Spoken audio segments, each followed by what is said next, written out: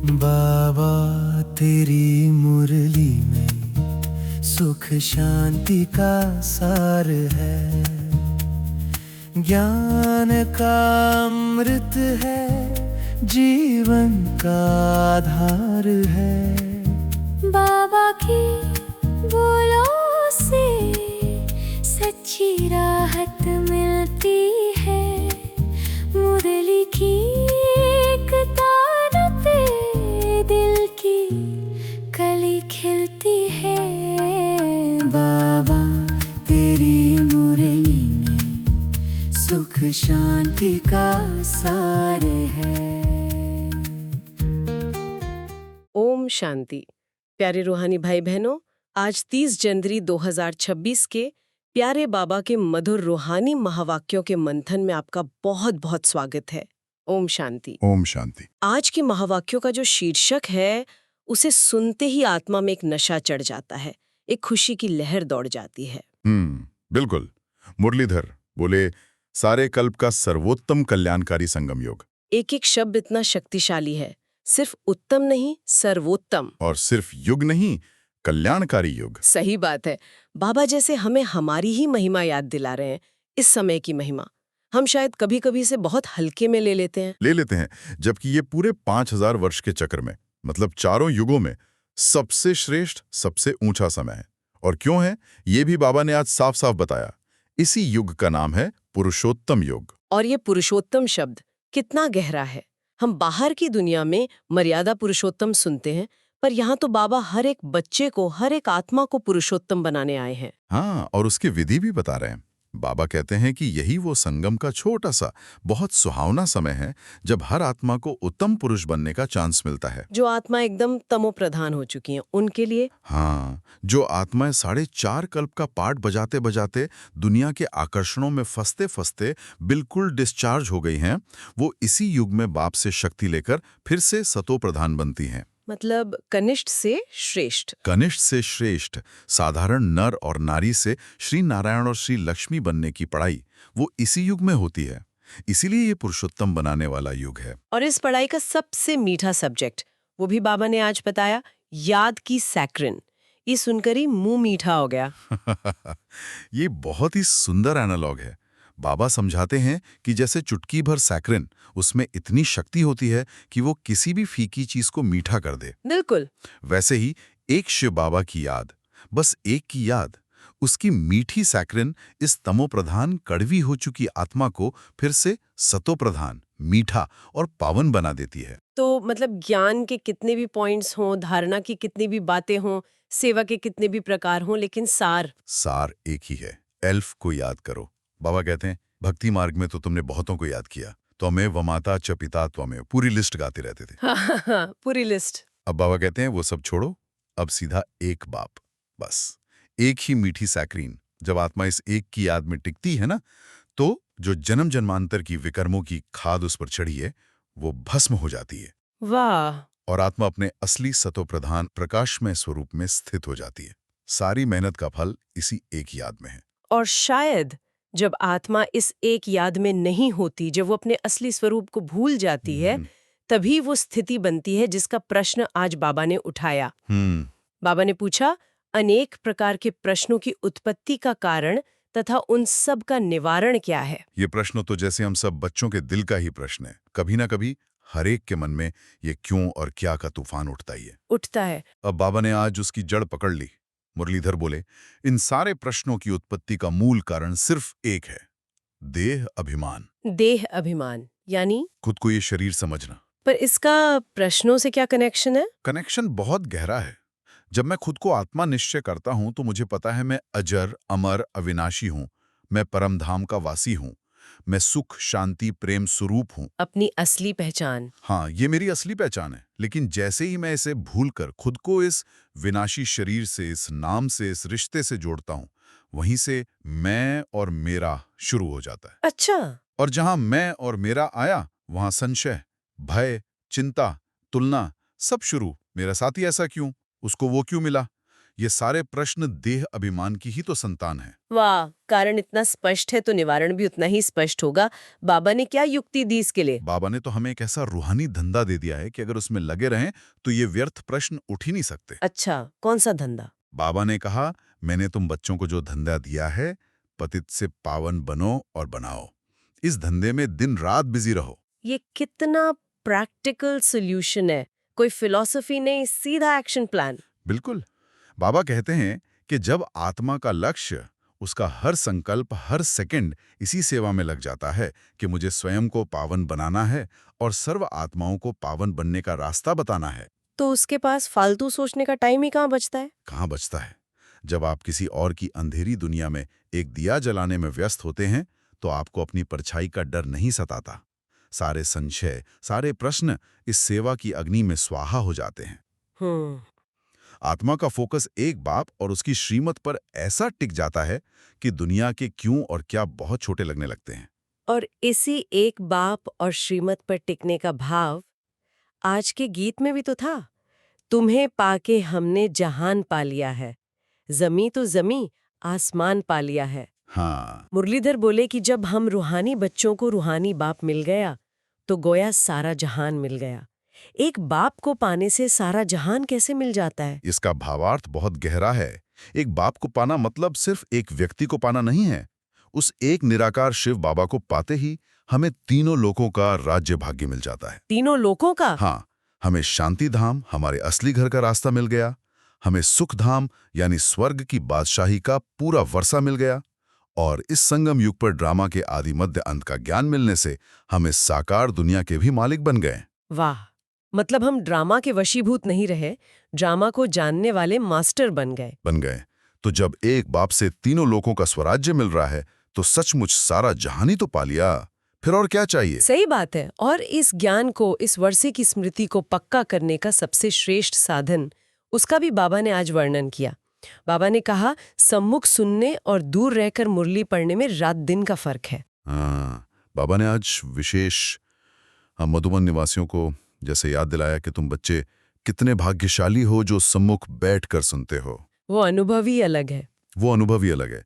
जब बाप, जो ज्ञान का सागर है, वो प्यार से सम्मुख बैठकर समझाते हैं तो सिर्फ शब्द कानों तक नहीं पहुंचते, उसकी वाइब्रेशंस, उसकी शक्ति सीधे आत्मा में जाती है।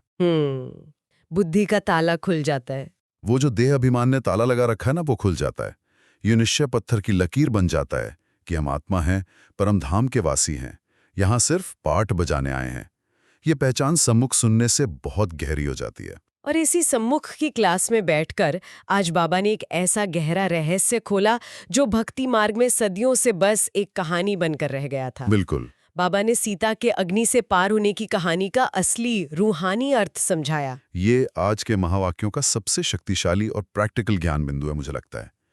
बाबा ने स्पष्ट किया कि रामायण में जो सीता के अग्नि प्रवेश की कहानी है, वो कोई स्थूल आग की बात नहीं है। नहीं, अगर स्थूल आग होती तो शरीर तो जल ही जाता। बाबा ने कहा, वो है योग अग्नि, एक बाप की याद की तीव्र अग्नि। योग अग्नि, याद की अग्नि, ये विकर्मों को कैसे भस्म करती है? जैसे सोना आग में तपकर ही कुंदन बनता है ना, हाँ, मैल अलग हो जाता है और शुद्ध सोना चमक उठता है। हाँ। वैसे ही आत्मा जब एक शिव बाबा की तीव्र याद में रहती है तो उस याद से जो शक्ति पैदा होती है वो अग्नि का काम करती है। वो आत्मा पर चढ़े हुए जन्म जन्मांतर के विकर्मों के मैल को, पापों के बोझ को भस्म कर देती है और आत्मा को पावन, शुद्ध, सोने जैसा बना देती है। बिल्कुल। कहाँ वो स्थूल आग की हिंसक कहानी और कहाँ ये योग अग्नि का इतना सुंदर, इतना रूहानी रहस्य। बाबा ने तो आज और भी क्लियर कर दिया। मुरलीधर बोले, तुम सब सीताएं हो। हाँ, इस समय तुम सब रावण राज्य की जेल में शोक वाटिका में बैठी हो। बिल्कुल। हम हर एक आत्मा रूपी सीता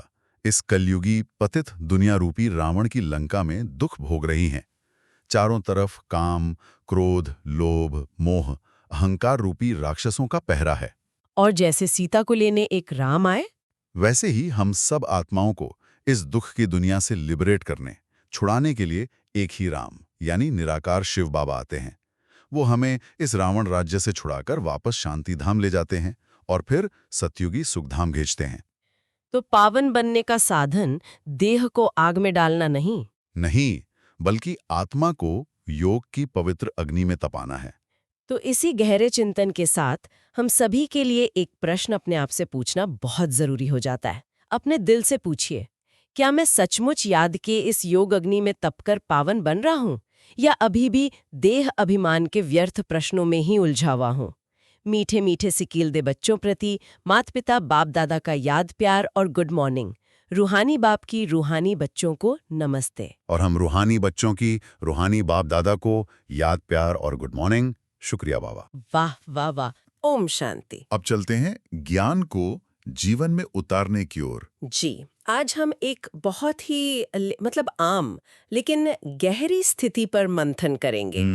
एक ऐसी स्थिति जो आजकल के युवा प्रोफेशनल्स और स्टूडेंट्स बहुत ज्यादा महसूस करते हैं। हाँ, ये तो है।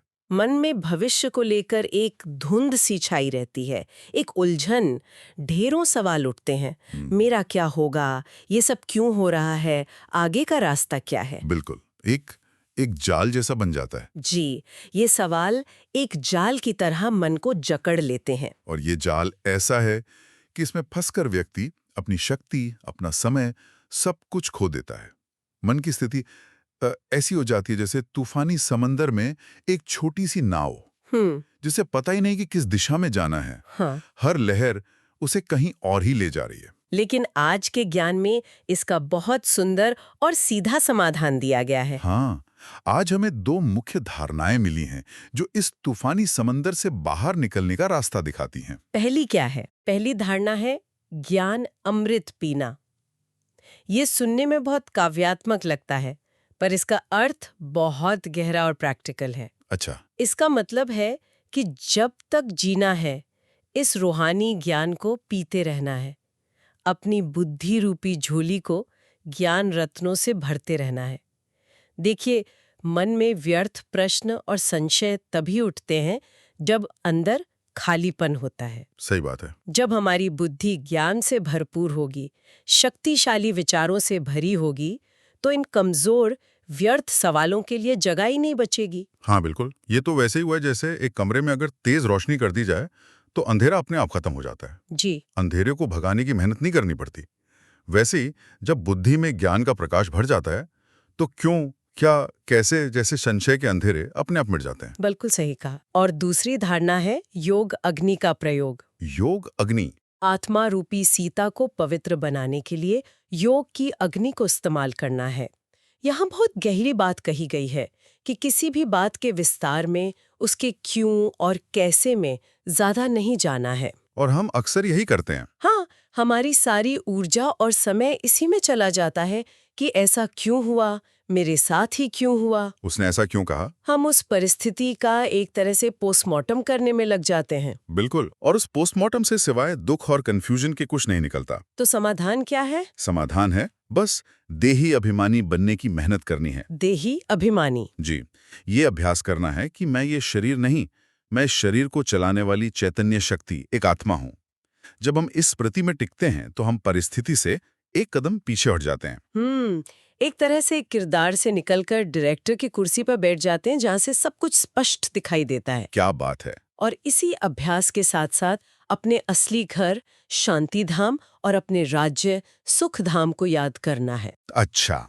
जब बुद्धि इन दो स्थानों पर टिक जाती है, परम शांति का हमारा घर और परम सुख का हमारा राज्य, तो वर्तमान की छोटी मोटी बातें, भविष्य की चिंताएं सब फीकी लगने लगते हैं। तो मन की सारी बेचैनी शांत हो जाती है। स्वतः शांत हो जाती है। उस तूफान में फंसी नाव को जैसे किनारा मिल जाता है। तो ये दो धारणाएं हमारे लिए एंकर का काम करती हैं। ज्ञान से बुद्धि को भरना और योग से मन को शांत करना। जी। इसी अवस्था को, इसी स्थिरता को और भी गहरा करने के लिए आज का वरदान मिला है। जी, आज का वरदान है सदा मनन द्वारा मगन अवस्था के सागर में समाने का अनुभव करने वाले अनुभवी मूर्त भव। वाह, अनुभवी मूर्त। इसमें बाबा ने मनन शक्ति को अनुभवों का आधार बताया है। जी। कई बार हम सोचते हैं कि हमें गहरे अनुभव क्यों नहीं होते, लेकिन उसका मूल कारण है मनन की कमी। हम ज्ञान की बातों को सुनते तो हैं, पर उन पर गहराई से चिंतन नहीं करते। सही। मनन का मतलब सिर्फ सोचना नहीं है ना? नहीं, बिल्कुल नहीं। ये एक विचार को लेकर उसके हर पहलू को देखना, उसे महसूस करना, उसे अपनी जिंदगी के उदाहरणों से जोड़कर देखना है। जैसे कोई वैज्ञानिक किसी चीज पर रिसर्च करता है, वैसे ही हमें ज्ञान के एक एक बिंदु पर मनन करना है। और इस वरदान में एक बहुत सुंदर प्रक्रिया बताई गई है। जब मनन गहरा होता है तो वो स्वतः ही मगन अवस्था में बदल जाता है। मगन अवस्था। जी, और मगन अवस्था की निशानी ही ये है कि फिर योग लगाना नहीं पड़ता। योग सहज और निरंतर लगा रहता है, कोई मेहनत नहीं करनी पड़ती। मतलब एफर्टलेस हो जाता है। बिल्कुल, जैसे कोई अपने प्रिय व्यक्ति की याद में खो जाता है, उसे समय का कोई भान नहीं रहता। मगन होने का अर्थ है मोहब्बत के सागर में, प्रेम के सागर में पूरी तरह से समा जाना, डूब जाना। यहाँ एक बहुत सुंदर तुलना भी की गई है, तालाब और सागर की। हमें अनुभवों के छोटे छोटे तालाब में नहीं नहाना है। हाँ, इसका क्या मतलब है? मतलब कभी योग में थोड़ा अच्छा महसूस हुआ तो हम उस छोटे से अनुभव के तालाब में डुबकी लगाकर खुश हो जाते हैं। जी, और फिर जब वो अनुभव खत्म हो जाता है तो हम फिर से एक और अच्छे अनुभव की तलाश में भटकते हैं। ये तो मेहनत है, एक के बाद एक तालाब ढूंढना। बिल्कुल, वरदान कहता है कि तालाब में नहाओ नहीं, बल्कि प्रेम के सागर में समा जाओ। समा जाओ। दोनों में बहुत बड़ा अंतर है।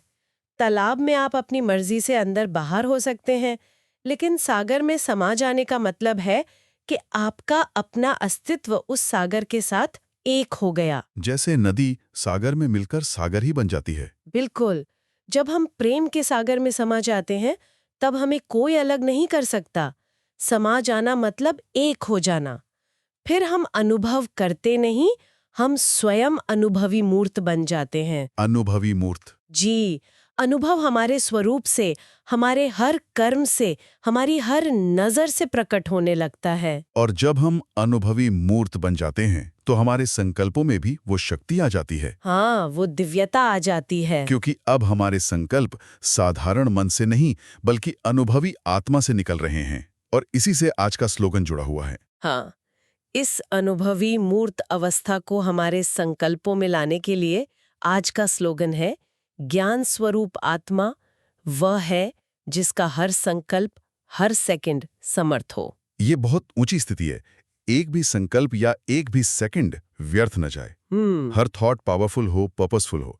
आप सोचिए, अगर हमारा हर विचार एक बीज की तरह है तो समर्थ संकल्प वो बीज है जिससे निश्चित ही फल निकलेगा। और व्यर्थ संकल्प? व्यर्थ संकल्प वो बीज है जो जमीन में जाकर सड़ जाता है।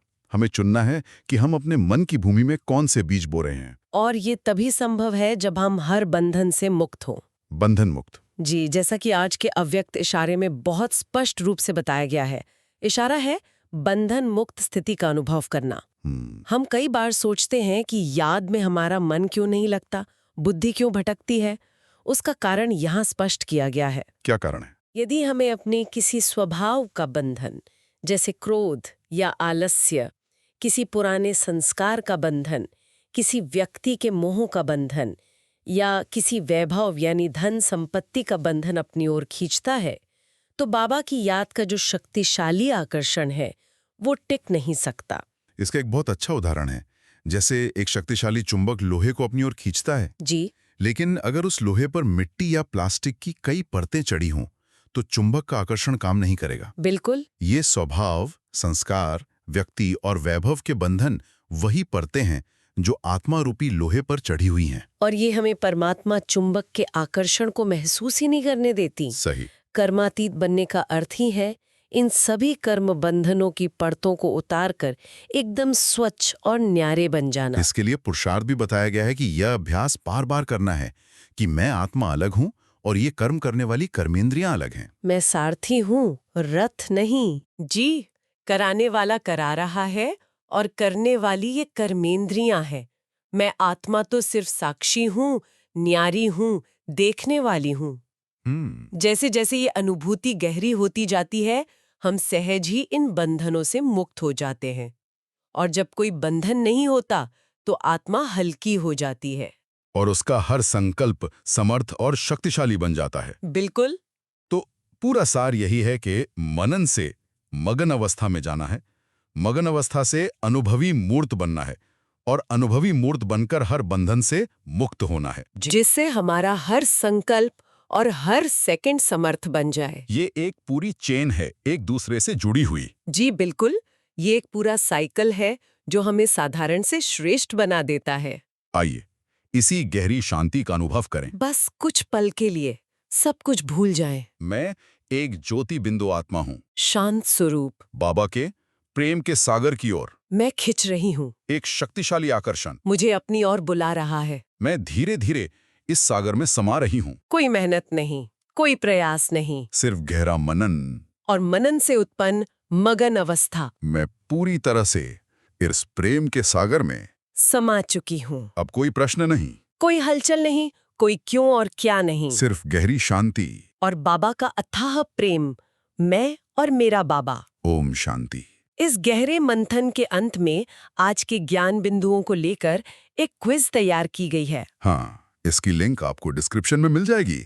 इससे आज की बातें कितनी याद रहीं ये स्वयं चेक करें।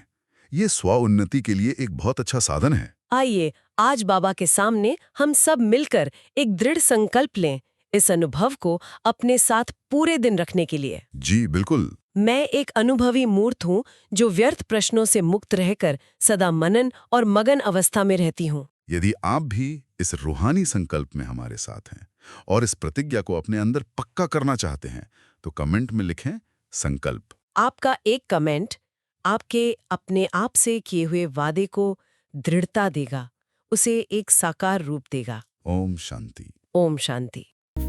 बाबा तेरी मुरली में सुख शांति का सार है, ज्ञान का अमृत है, जीवन का आधार है। बाबा की बोलों से सच्ची राहत मिलती है, मुरली की एक तार पे दिल की कली खिलती है। बाबा तेरी मुरली में सुख शांति का सार है।